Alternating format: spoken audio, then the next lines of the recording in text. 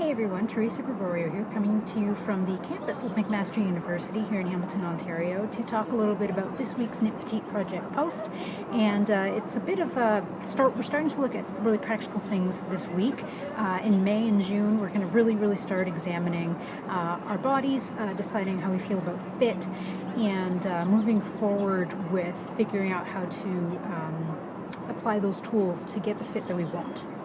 So to introduce this series of posts these weeks and these months, I thought we would start out with some images that are demonstrative of the difference that different bodies make when wearing designs, and prompting you to think a little bit about how you pick what designs you want to knit, what knowledge you're presented with when you're picking different designs, and considerations that a petite body has to make in specifics mine, because it was actually really kind of easy to get pictures of me wearing a design, in some cases the very same garment as a model who is a different size or height or shape than I am.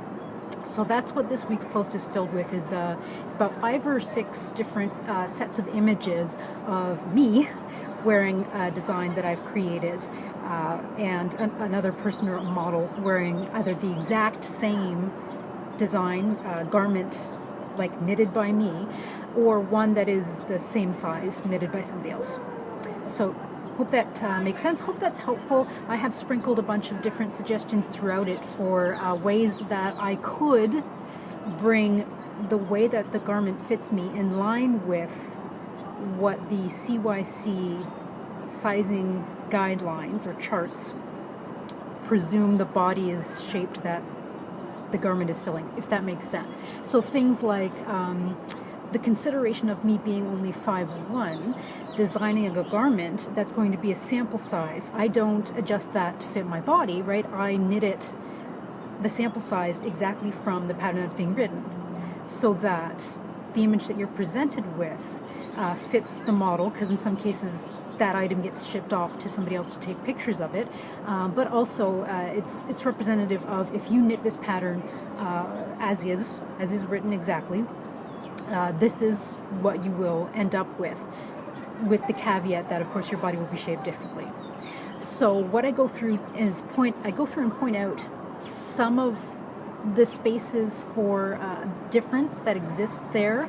I hope that you can see it. It demonstrates how, in most cases, I'm fine with that, the size and shape difference of that pattern on my body versus the model. But in some cases, you'll note I've said I don't really like the way that the size difference affects the look of the garment, and then I go through and I suggest different considerations that one could make if you're in my position and you have to petite in it. So this week's post is just kind of to get your brain in that viewpoint of considering the information you're presented with when you look at a design, the choices you make based on those images you see, and then kind of get your brain thinking about where to go from there. Thinking about style, fit, subjective taste considerations when it comes to clothing, and certain other things that if you really want your garment to be brought in line with the guidelines, the sizings charts that the designer used, and the presumptions of the body, the shape of that body to fit that garment, that's what we're going to start looking at for the rest of May and June.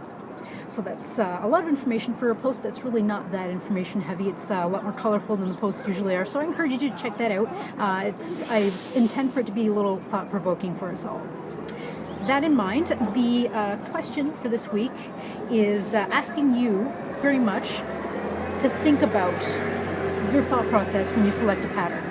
So when selecting a sweater pattern to knit for yourself, do you find that you're attracted by the official pattern photo, or a photo of the design on an individual knitter, or a different person, right? So I want you to think a little bit about that. I want you to think a little bit about how people modify things for their bodies, and how you would like to do that for yourself.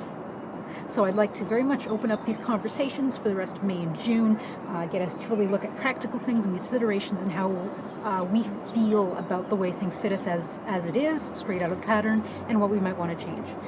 So I hope you're excited. I'm excited to get into this stuff. I've got all sorts of really fantastic and interesting resources that I'm going to be reading and sharing with you all. And of course, as always, the Knit Petite project is open for everyone. Coming soon will be a Ravelry group for us all to have discussions together in one space and share resources together in one space. If you're on Ravelry, then it's perfect for you. You'll be able to join that group. You'll absolutely hear from me when it goes live. And if you want to keep updated with all Knit Petite project things, there's always the hashtag to follow Knit Petite project, and my website, which is canaryknits.com/Knit Petite project. Find me there. Find me everywhere as Canary Knits. Follow the project along. I want to hear from you, all of your suggestions, questions, resources, anything at all. This is collaborative. This is about all of us learning together in a body positive, non-judgmental, fruitful, instructive way. Looking forward to learning more with you soon, and I'll see you next week. Later.